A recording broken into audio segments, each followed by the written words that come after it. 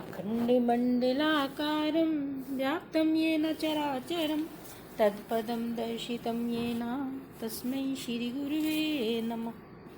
ॐ पूर्णमदः पूर्णमिदं पूर्णात् पूर्णम् उदच्यते पूर्णस्य पूर्णम् आदाय पूर्णम् एव अवशिष्यते। ओम शांति शांति शांति। प्रणाम भगवान। भागवत अमृत स्वामी अखंडानंद सरस्वती जी की व्याख्या और 7वां स्कंद चल रहा है भगवान। समुद्र मंथन की कथा चल रही है और देवता और दानव दोनों लगे हुए हैं समुद्र मंथन में। और अब आगे जब मंथन होने लगा तब उसमें कोई ना कोई विघ्न बाधा भी जरूर आनी चाहिए। हम कोई भी अच्छा काम करने लगते हैं तब उसमें कुछ न कुछ विघ्न बाधा अवश्य उपस्थित होती है। श्रेयांसी बहु विघ्नानि, ऐसा यह दिखाने के लिए होता है कि जो विघ्न बाधा से डरकर काम छोड़ देता है उसको सफलता नहीं मिलती। सफलता उसके बारे में यह सोचने लगती है कि यह जब एक काम शुरू करके विघ्न बाधा के डर से उसको छोड़ देगा तब इसके द्वारा शुरू किए गए दूसरे काम का भी यही हाल होगा और फिर वह उसके समीप नहीं जाती। इसलिए उत्तम गुण वाले पुरुष जब किसी काम को प्रारंभ कर देते हैं तब उसको बीच में नहीं छोड़ते। तो मंथन प्रारंभ होने पर विघ्न रूप से निकला क्या? कालकूट विष निकला। विष भी एक रत्न ही है। यदि सृष्टि में विष न हो तो अनेक रोगों का उपचार नहीं हो सकता। विषस्य विषम औषधम, अनेकानेक रोगों की निवृत्ति के लिए विष का प्रयोग औषधि के रूप में होता है। औषधि क्या है? औषधि दोषान धत्ते गुणान इति औषधि, जो हमारे जीवन में दोषों को मिटाकर गुणाधान कर दे, जो हमारे जीवन में नहीं है उसको लाकर भर दे, उसका नाम औषधि है। वह 3 काम करती है। एक तो रोग के कारण का निवारण करती है, दूसरे पौष्टिक पदार्थ से स्वास्थ्य को परिपुष्ट करती है और तीसरे हमारे जीवन में जिन तत्वों का अभाव है उनको परिपूर्ण करती है। इस प्रकार हमारे जीवन में विष का बड़ा भारी महत्व है। मंथन से जब कालकूट विष निकला तब देवता दैत्य दोनों ही बहुत घबराए और कहने लगे कि हाय हाय, अब क्या होगा? इससे तो दुनिया जल जाएगी, नष्ट हो जाएगी। इधर विष्णु भगवान तो मंथन कर ही रहे थे। शंकर भगवान अपने ध्यान में मग्न थे। उनको न देवताओं से मतलब न दैत्यों से मतलब। इसलिए विष्णु भगवान ने कहा कि भाई शंकर जी को भी अपने साथ ले लो।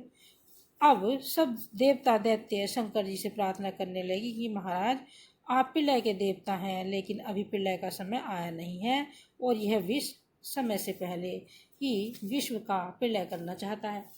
प्रलय अभी नहीं होना चाहिए, आप इस विष से रक्षा कीजिए। शंकर जी ने कहा कि अच्छी बात है, इसकी व्यवस्था मैं करता हूँ। फिर उन्होंने अपनी श्रीमती गोरा जी से पूछा कि देखो देवी, प्रजा पर बड़ा भारी कष्ट आ पड़ा है। इस समय हमारा यह कर्तव्य है कि हम प्रजा का कष्ट दूर करें। यह सुनकर गौरी जी ने शंकर जी का अभिनंदन किया और कहा कि जो साधु महात्मा है, सत्पुरुष हैं, वे प्रायः लोगों की तकलीफें देखकर स्वयं उस तकलीफ को अपने ऊपर ले लेते हैं। अमलात्मा पुरुष की यही परम आराधना है कि दूसरे का दुख दूर करने के लिए उसका दुख अपने ऊपर ले ले। इस प्रकार जब गोरा जी ने सहमति दे दी तब शंकर जी उस विष को पी गए। इस प्रकार जब गौरी जी सहमत हो गई तब शंकर जी उस विष को पी गए। महात्मा लोग कहते हैं कि शंकर जी ने सारा विष समेट कर उसको जीभ पर नहीं रखा, क्योंकि जीभ पर तो भगवान का नाम रहता है। जहाँ नाम है वहाँ यदि जहर की स्थिति होगी तो नाम में लोगों की आस्था घट सकती है। इसी तरह उन्होंने उस विष को हृदय में भी नहीं रखा कि उसमें भगवान का रूप रहता है। इसलिए शंकर जी ने उस विष को गले में अटका लिया कि जब प्रलय का समय आएगा तब मैं इसको बाहर निकाल कर इसी के द्वारा प्रलय कर दूंगा, फिर मुझे प्रलय करने की जरूरत ही नहीं पड़ेगी। जब शंकर जी ने अपने गले में गल रख लिया तब उनका गला कुछ नीला हो गया और वह नीलापन भगवान शंकर का आभूषण बन गया। दूसरों का कष्ट दूर करते समय जीवन में दाग लग जाए तो वह दाग भी आभूषण के समान हो जाता है। कालकूट निकलने के बाद जब मंथन प्रारंभ हुआ तब गौ माता निकली और वह ब्राह्मणों को मिली। फिर जब उच्चैःश्रवा नामक अश्व निकला तब दैत्यों ने कहा कि यह हमको मिलना चाहिए, और यह उनको मिल गया। उसके बाद हाथी निकला और वह इंद्र के हिस्से में पड़ा।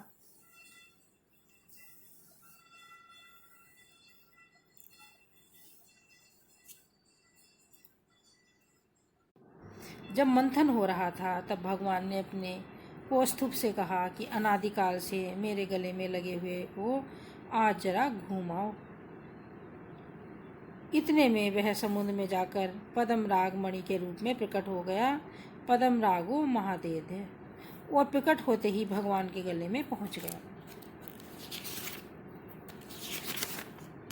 देखो, कौस्तुभ या पद्म राग में कोई छेद नहीं रहता और उसको बांधना भी नहीं पड़ता। भला भगवान के गले में जो चीज़ रहे उसमें भी छिद्र रह जाए और उसको भी बंधन में बंधना पड़े तो उस पर भगवान के सानिध्य का प्रभाव भी क्या पड़ा। उसके बाद हुए मंथन द्वारा कल्प वृक्ष निकला जो देवताओं को मिला। अप्सराएं निकली और वे भी देवताओं को मिली। फिर साक्षात भगवती लक्ष्मी निकली। उनके प्रकट होते ही विश्व में मंगल ही मंगल हो गया, क्योंकि लक्ष्मी देवी द्वारा ही संपूर्ण प्राणियों पर भगवान का अनुग्रह उतरता है। इसलिए जब उनका प्राकट्य हो गया तब सब देवता दैत्य उनके दर्शनों के लिए व्याकुल हो गए। उन्होंने सबको शांत किया। कहते हैं, समुद्र मंथन के समय लक्ष्मी जी नारायण भगवान से बोली कि देखिए, हम लोग अनादिकाल से साथ साथ रहते आ रहे हैं। मैं आपकी पत्नी लक्ष्मी और आप मेरे पति नारायण, हम दोनों लक्ष्मी नारायण कहलाते हैं। लेकिन मेरी सखियां पूछती रहती हैं कि वे सब हमारे विवाह की वर्षगांठ कब मनाएं। यह ऐसा प्रश्न है जिसका उत्तर न आप दे सकते हैं और न मैं दे सकती हूँ। यह सुनकर नारायण भगवान ने कहा कि देवी, आज बहुत अच्छा मौका है, तुम समुद्र को अपना पिता बनाकर उसकी पुत्री के रूप में प्रकट हो जाओ। फिर हम लोग आज ही विवाह कर लेंगे, और जो लोग हमारे विवाह का मंगलोत्सव नहीं देख सके हैं वे देख लेंगे। लक्ष्मी जी नारायण भगवान की आज्ञा स्वीकार करके समुद्र से प्रकट हो गईं और स्वयंवर की लीला करने लगीं। सब लोग पंक्ति में बैठाए गए। लक्ष्मी जी ने कहा कि जो मुझे नहीं चाहता उसी के साथ मेरा विवाह होगा, क्योंकि मुझको चाहने वाला आज चाहेगा और फिर मिल जाने पर नहीं चाहेगा। जिसके मन में मेरी कामना है, जो काम बस मुझको चाहेगा, वह तो मेरी हिंसा ही करेगा। इसलिए मुझे निष्काम भाव से चाहने वाला ही मेरा ठीक ठीक आदर सत्कार करेगा। इसके बाद लक्ष्मी जी ने सब में दोष निकालने शुरू किए। जैसे जैसे अमुक को ज्ञान तो बहुत है लेकिन यह लोभी है, अमुक का संग अच्छा नहीं है, अमुक बूढ़ा हो गया है, अमुक क्रोधी है, आदि आदि। इस प्रकार लक्ष्मी जी सबको फेल करती गईं। फिर उनकी दृष्टि समुद्र की ओर गई और उधर एक स्थान पर कोई सोता हुआ दिखाई पड़ा। पता लगाया तो मालूम पड़ा कि वे तो साक्षात श्याम वर्ण नारायण है, जो सत्वगुण के समुद्र श्वेत श्वेत क्षीर सागर पर पीताम्बर ओढ़े लेटे हैं। स्वयंवर में उनका आना इसलिए नहीं हुआ कि उनकी विवाह करने की इच्छा नहीं है, वे विश्राम कर रहे हैं। लक्ष्मी जी बोली कि बस बस, मैं तो उन्हीं के साथ विवाह करूंगी। और वे सबको छोड़कर हाथ में वरमाला लिए हुए पहुंच गई भगवान के पास। भगवान ने जरा आंख खोलकर देखा, दोनों की आंखें चार हुई। उनमें मिली भगवत तो पहले से ही थी, इसलिए लक्ष्मी जी ने उनके गले में वरमाला डाल दी और भगवान ने उनको अपने बक्षस्थल पर स्थान दे दिया। दूसरे लोग देखते रह गए। लक्ष्मी जी के बाद धन्वंतरी प्रकट हुए। वे स्वयं वैद्य के रूप में एक रत्न है, और उनके हाथ में जो अमृत कलश है वह तो एक रत्न है ही। इसलिए जब वे हाथ में अमृत कलश लेकर प्रकट हुए तब दैत्यों ने झपट कर उनके हाथ से अमृत कलश छीन लिया। परंतु दैत्यों में एकता कहाँ। जब एक दैत्य के हाथ में अमृत कलश गया तब दूसरे ने उसका विरोध किया। उनमें जो एक दूसरे से बलवान होता वह उसे छीन लेता। इस प्रकार उनमें कई गुट बन गए और वे परस्पर लड़ने लगे। यह देखकर देवता लोग बहुत निराश हो गए। उसी समय भगवान ने मोहिनी रूप धारण कर लिया। अब तो उनकी सुंदरता देखकर देवता दैत्य सभी मुक्त हो गए। दैत्यों ने कहा कि देवी जी, हम भाई भाई समृद्धि के लिए आपस में लड़ रहे हैं, आप पंचायत करके हमारा झगड़ा मिटा दीजिए। आप जो निर्णय करेंगे उसको हम लोग मान लेंगे। मोहिनी ने कहा कि देखो, तुम लोगों को मेरी जाति पाति का पता नहीं है, मेरे माँ बाप का चरित्र का पता नहीं है। एक अज्ञात कुल शीला पूंछचली पर कोई भी विद्वान विश्वास नहीं करता, फिर तुम लोग मुझ पर विश्वास क्यों करते हो? दैत्यों ने कहा कि देवी जी, तुम चाहे जैसी भी हो, हम लोग तुम्हारी पंचायत मानेंगे। मोहिनी ने कहा कि तब मैं जो कुछ करूंगी वह तुम्हें मानना पड़ेगा, मेरी स्वीकृति के बिना कोई काम नहीं होगा। दैत्यों ने कहा कि स्वीकार है। मोहिनी बोली कि तब तुम सब लोग पहले स्नान करो, संध्या वंदन करो, गायत्री मंत्र जपो और कुशासन पर पंक्तिबद्ध होकर बैठ जाओ।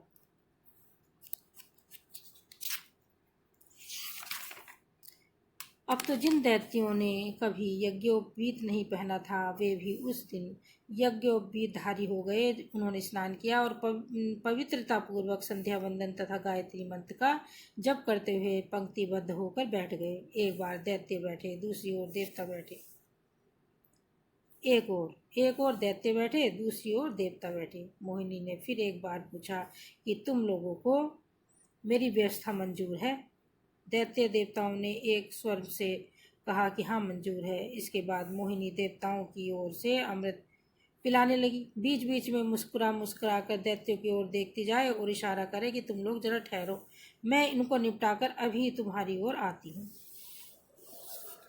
उसी समय राहु नाम का दैत्य वेश बदलकर सूर्य चंद्रमा के बीच बैठ गया, लेकिन उसकी पोल खुलते देर नहीं लगी। मोहिनी रूपधारी भगवान ने जब देवताओं को अमृत पिला लिया, तब वहीं अपने चक्र द्वारा राहु का सिर उसके धड़ से उठा दिया।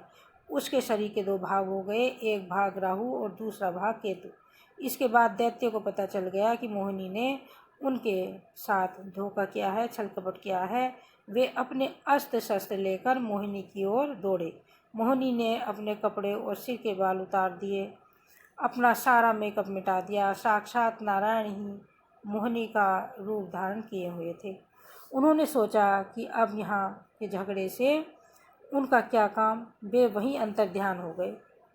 श्री सुखदेव जी महाराज कहते हैं, परीक्षित, यद्यपि अमृत के लिए देवता और दानव दोनों की ओर से एक जैसा प्रयास किया गया, तथापि भगवान की प्रेरणा, अनुकूलता एवं सहायता से काम करने वाले देवताओं को तो अमृत मिल गया और भगवान से प्रतिकूल रहने वाले दैत्य लोग उससे वंचित रह गए। असल में भगवान जिनके पक्ष में होते हैं वही सत्य है और जिसके पक्ष में नहीं होते हैं वह असत है। इसलिए सत स्वरूप, चित्त स्वरूप और आनंद स्वरूप भगवान की भक्ति ही मनुष्य को उनके सम्मुख करती है तथा उसी से मनुष्य का लोक परलोक में मंगल होता है। भगवान के अंतर्ध्यान होते ही देवताओं दानवों में भयंकर युद्ध छिड़ गया। दोनों पक्षों के वीर नाना प्रकार के पशु पक्षियों पर सवार होकर लड़ने लगे। यहाँ तक कि मक्खियों मच्छरों को भी अपनी अपनी सवारियां बनाकर देवता दैत्य आपस में टकरा गए। वह भीषण देवासुर संग्राम आज भी याद किया जाता है। इस सृष्टि में जितने भी युद्ध हुए हैं उनमें देवासुर संग्राम की छाया जरूर रही है। वह देवासुर संग्राम इतना भीषण हुआ कि उसमें अमृत पीने वाले देवता भी मरने लगे। श्रीमद् भागवत में इसका वर्णन साफ साफ है। प्रश्न उठा कि अमृत पीने के बाद देवताओं की मृत्यु क्यों हुई? इसलिए हुई कि अमृत प्रतिबद्ध हो गया, उसके क्रियाशील होने से प्रतिबंध उपस्थित हो गया, क्योंकि देवताओं की ओर से अमृत प्राप्त करने में बेईमानी की गई। देवताओं की ओर से बेईमानी की गई, दैत्यों को उनका हिस्सा नहीं मिला, इसलिए अमृत निष्फल हो गया और वह युद्ध में अपना फल ही न दे। अब तो देवता लोग घबराकर भगवान की आराधना करने लगे। भगवान देवताओं के पक्ष में प्रकट हुए। उन्होंने यही सोचकर दैत्यों को अमृत नहीं पिलाया कि उनको अमृत पिलाना सांपों का दूध पिलाने जैसा विषवर्धक हो जाता है, दूध पिलाने जैसा विषवर्धक हो जाता। इसलिए जब भगवान देवताओं की सहायता के लिए प्रकट हो गए तब अमृत तुरंत क्रियाशील हो गया। भगवान ने प्रकट होने के बाद अपने चक्र से अनेक असुरों को मारा। उनके प्रोत्साहन से इंद्र ने भी अपने वज्र द्वारा अनेक असुरों का वध किया। जिन असुरों को मारने में अड़चन नहीं थी उनको मारने का उपाय आकाशवाणी ने बता दिया। बलि से आमना सामना होने पर इंद्र की दो बातें हुई। इंद्र ने कहा कि बलि आओ मेरे सम्मुख और अपना पराक्रम दिखाओ। बलि ने कहा कि इंद्र देखो, जय पराजय तो संसार के नियम हैं, जीवन में आते ही रहते हैं। जब हम लोग युद्ध भूमि में एक दूसरे के आमने सामने हैं, तब हमारे लिए जय पराजय की क्या बात है। तुम भी अपना बल प्रकट करो, हम भी अपना बल प्रकट करते हैं। अब इसके आगे कल भगवान। ओम शांति शांति शांति। प्रणाम भगवान।